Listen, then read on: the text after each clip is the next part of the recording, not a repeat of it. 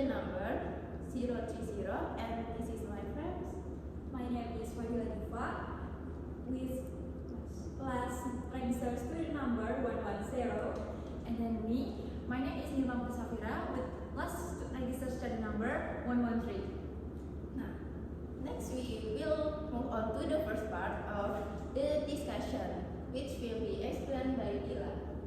The flood in Sumatra occurred in several regions across Sumatra, with the worst impacts reported in West Sumatra, particularly in Agam Regency, Tanah Datar Regency, and the surrounding highland areas. The disaster took place in late November 2025, and a state of emergency was declared on November 25, 2025, following continuous heavy rainfall.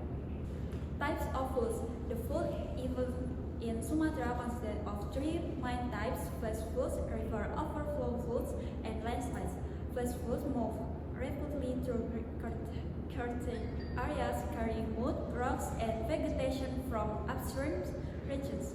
Meanwhile, river overflow floods occur more gradually as continuous heavy rainfall causes rivers to exceed their capacity. In mountainous areas, prone rainfall also trigger landslides, which intensified the destruction and expanded the affected regions. How the flood in Sumatra?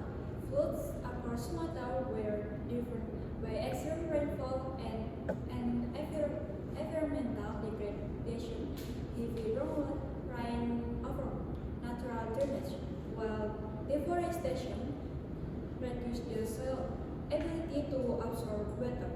This caused rapid runoff and increased river sedimentation, making rivers shallower and more prone to overflowing.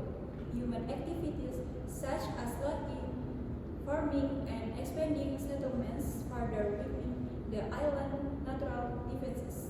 The next causes of floods in Sumatra. Number 1, heavy rainfall and climate factors. Sumatra often gets very heavy rain during the monsoon season. The rain lasts for a long time. Sometimes La Nina makes the rain even stronger. Because of this, rivers fill up quickly and the water overflows. Next, number 2, deforestation. Many forests in Sumatra are being cut down. Without trees, the ground cannot absorb water well. When it rains, the water goes straight to the rivers. This fast flow of water makes flood happens more easily. Number 3, poor drainage and infrastructure. Some cities in Sumatra have poor drainage system. Drains are blocked, rivers are narrow, and buildings are not well planned.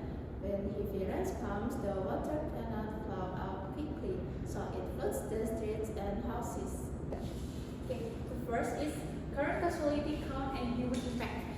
Flooding across Sumatra has caused approximately 708 fatalities, with more than 68 people still missing and approximately 2,600 injured. Approximately 3.2 million residents have been affected, and nearly 1 million people have been forced to evacuate to temporary shelters.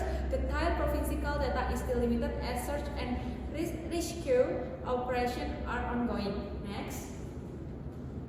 Second is impact on protect wildlife. The floods have also affected wildlife habitats across Sumatra.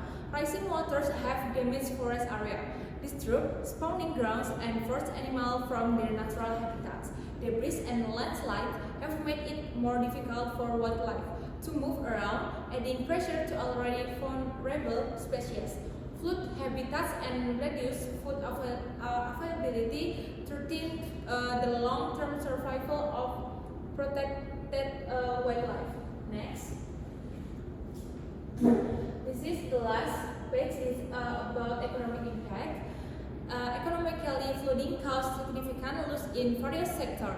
Agricultural land, including rice fields and grape gardens, is severely damaged, reducing food supplies and affecting farmers' incomes.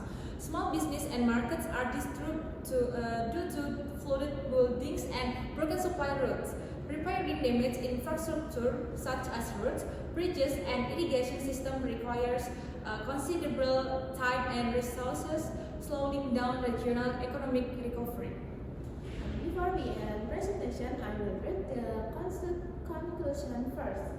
The flood in Sumatra were caused by both natural and human factors. Heavy and continuous rainfall made rivers and drainage system overflow, while deforestation and discharge and poor drainage conditions made the situation worse. The disaster affected many areas, especially in West Sumatra, and include several types of floods such as flash floods, river overflow floods, and landslides. These floods led to serious impacts, including loss of lives, damage to home and public facilities, economic losses, and destruction to wildlife habitats. Overall, the floods in Sumatra saw the importance of protecting the environment and improving disaster management to reduce future risks. That's all for this video. Thank you for watching and see you next time.